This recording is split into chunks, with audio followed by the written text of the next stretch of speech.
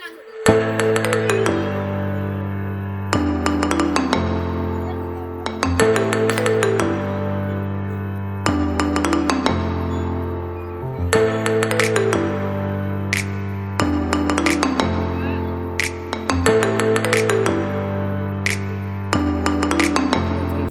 আপনাদেরকে স্বাগত।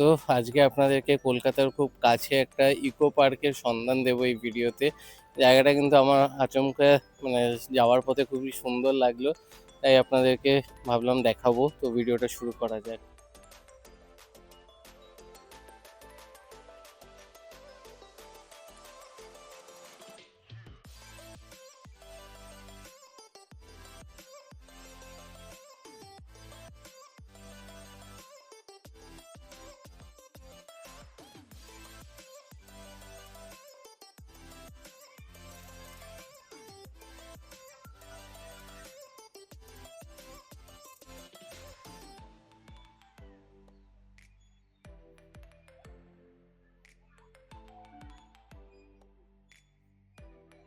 বাচ্চাদের খেলার জন্য কিন্তু প্রচুর রাইডস রয়েছে। ছোট ছোট বাচ্চারা কিন্তু মা বাবার সাথে এসছে। আর এছাড়াও এদিকেও কিন্তু অনেকটাই ক্রিকেট খেলার জায়গা রয়েছে, বসার জায়গা রয়েছে। সবাই খুব সুন্দর কিন্তু বিকেলে এখানে আসলে কিন্তু একটা সময় স্পেন্ড করতে পারবেন। আর এই দিকটাও দেখুন কি সুন্দর সাজানো, তাছাড়া পশু পাখির এরকম মূর্তি বানানো, খুবই সুন্দর লাগছে কিন্তু।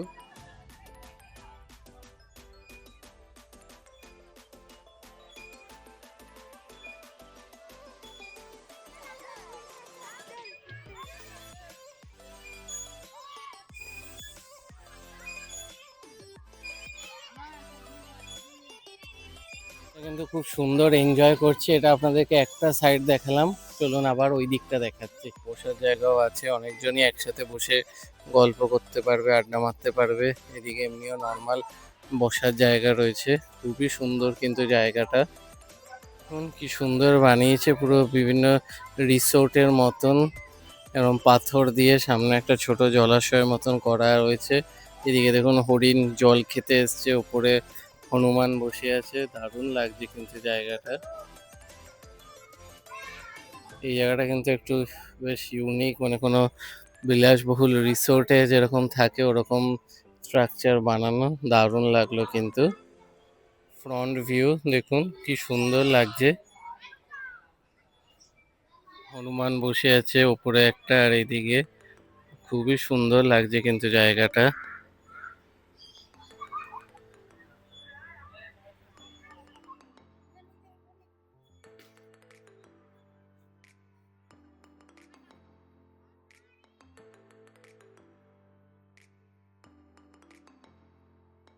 দেখুন কি সুন্দর এরকম বসার জায়গা, এখন মানে কাঠ কেটে এরকম টেবিল বানানোর মতো স্ট্রাকচার করা। এখানে 7-8 জন মিলে বসে এখানে শেডের তলায় সুন্দর বিকেলের দিকে আড্ডা মারা যাবে। আর সাথে এখানে সন্ধ্যাবেলা আই থিঙ্ক লাইটও জ্বলে যাবে, কারণ এখানে অনেকগুলো জায়গাতেই লাইট লাগানো রয়েছে।